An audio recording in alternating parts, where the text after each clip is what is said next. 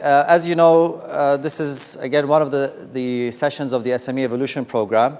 And it's the last session for this period before the summer, where we take a bit of time off, reflect, take your input, your feedback, and work on improving the next rollout of the program, which starts in September. And this program has been successfully running now for 5 seasons. And it's actually running in over 30 countries. It started from Dubai, but we've got participants from over 30 countries now who are participating in this. So it's really a great global audience, and stay tuned. Like after the summer, we've got a lot of great announcements and tools that will help you network better, will help you interact with other colleagues from other markets as well, and be able to form better business find business opportunities.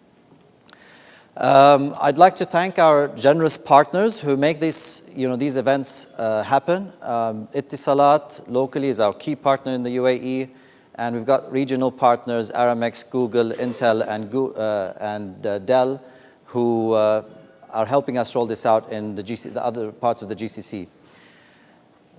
Today's topic is going to be about innovation and innovation thinking. So let me jump straight into it and ask you a question. And I'm going to ask you a lot of questions.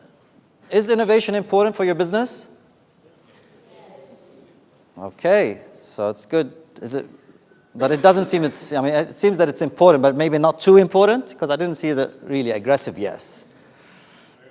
It is, very much so. Huh? Innovation is a key ingredient of success in today's world. What we're going to do now is just go through a couple of innovation topics in general, and then we'll go into innovation design thinking, where I'd like you to do a small exercise together. So innovation is a key element of success. It is one of the tools that basically help companies survive.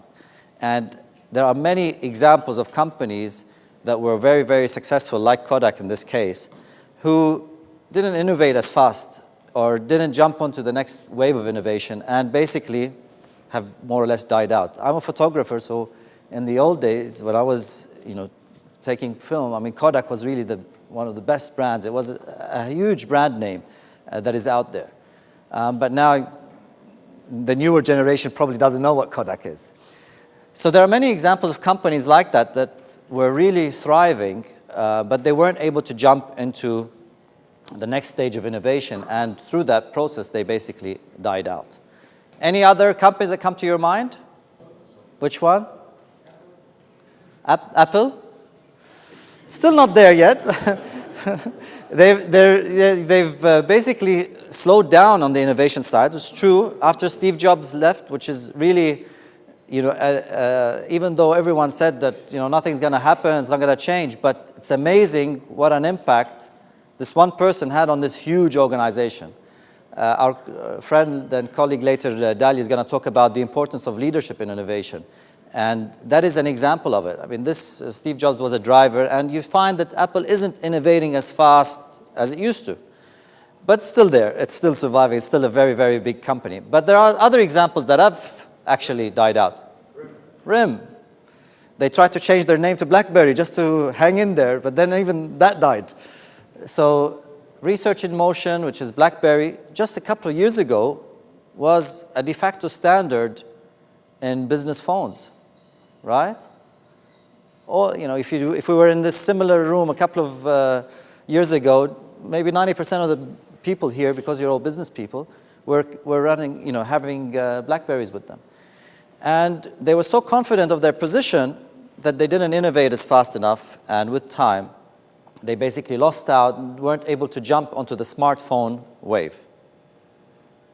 Even though some people are still very loyal BlackBerry customers to today, I'm sure some of you are, but the company hasn't really innovated and is just hanging in there on a couple of people that are very loyal to it. But those are examples of some companies, recent, some old, that actually didn't do as much innovation when they needed to.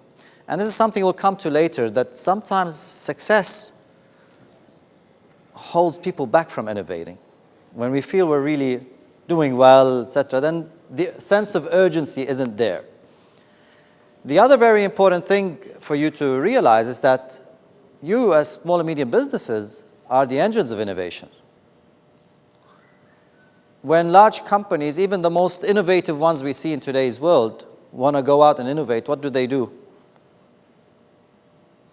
They usually buy smaller companies, right? If you look at the examples of even the most successful, recently innovative companies like Facebook, are going out there acquiring different businesses like WhatsApp, like Instagram, like others.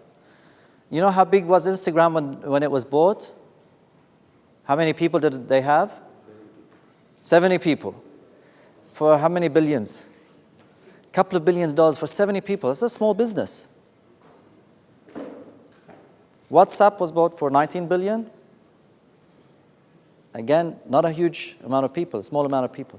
So the reason is that innovation is harder to come by for larger organizations, because innovation stops a bit or could basically disrupt the existing business of that large organization. So a lot of large organizations say, we don't want to risk it.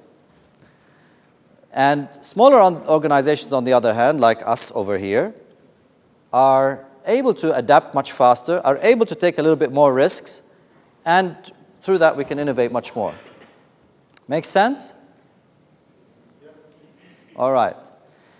So is inventing the same as innovation? No? What is the difference? Depends. Okay.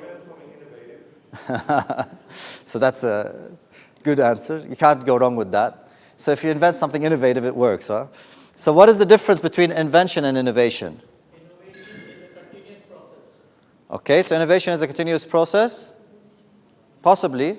What if that process is leading into coming up with new products and services that have no meaning? It doesn't work. So the key thing that is different with innovation is that it has a usefulness. Someone is willing to pay for it. So this is a great invention. I mean, if we've all had the flu, and sometimes we really felt that we needed to have something to hang around and carry with us all the time and conveniently be able to, make use of the tissues. But that's a great invention, but it's not innovative enough because no one's going to buy it. So innovation is about taking good ideas, inventing some great ideas, but making sure that they have a viable reason to exist, and making sure that people are willing to pay for them, for these inventions. Otherwise, we just could be inventing different things that don't have much use.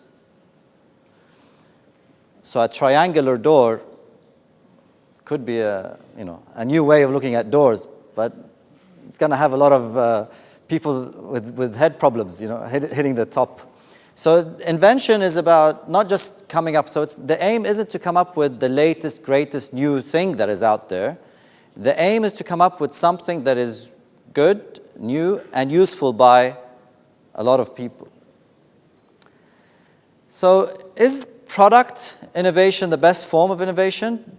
Do we go and we innovate from a product perspective, or do we try to, other aspects as well?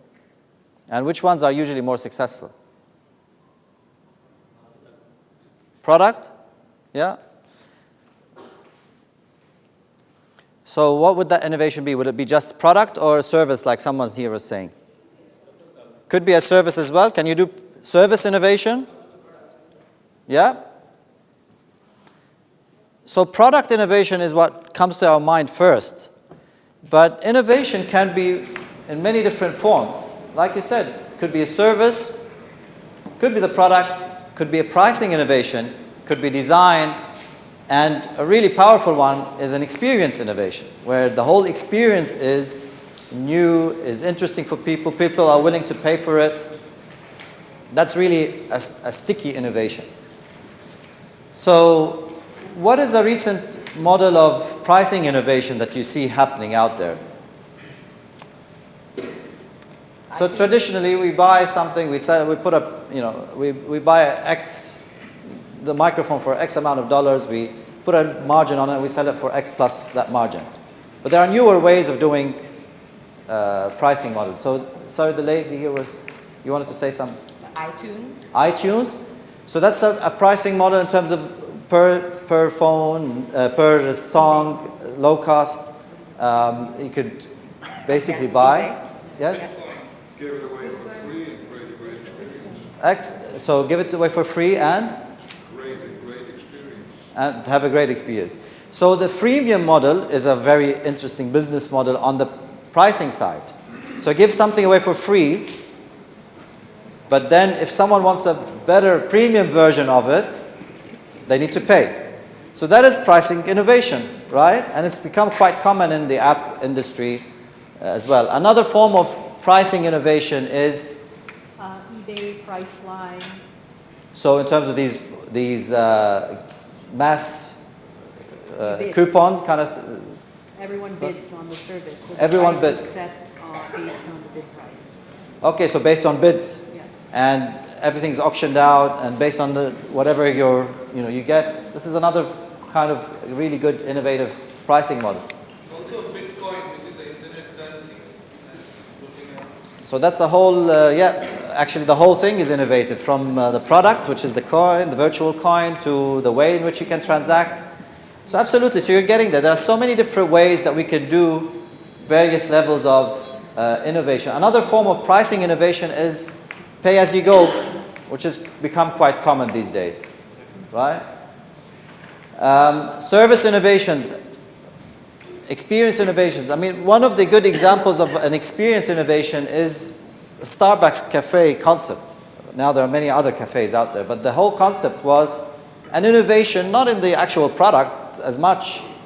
They came up with some new versions of ways in which we can do a latte, making it a little bit more complicated. But in the end, the real innovation was the whole experience, from the service to the location to the environment to the standard that you get there, the quality standard. So it's important that you think of innovation from all of these angles.